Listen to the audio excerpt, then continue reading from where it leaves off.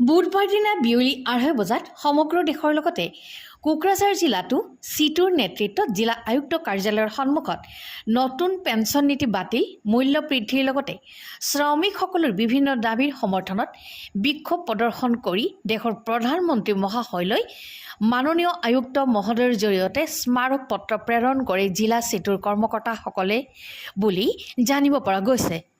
২৬,০০০ টকা দিবই লাগিব। শ্ৰমিক কৰ্মচাৰীৰ ওপৰত জুলুমবাদী না চলিব। কামৰ সময় বৃদ্ধি কৰা না চলিব। ৮ ঘণ্টাৰ ঠাইত ১২ ঘণ্টা কৰা না চলিব। সকলো শ্ৰমিক ন্যায্য মজুৰি দিবই লাগিব। মই বস্তু মূল্য বৃদ্ধি বন্ধ কৰক। ইনকাফ জিন্দাবাদ। ইনকাফ জিন্দাবাদ। এদিকে যাবি না এদিকে তো যাবি না ফ্ল্যাগ লেওয়া হলো না তো ফ্ল্যাগ কোটা নিতে লাগবে কত নিলে ভালো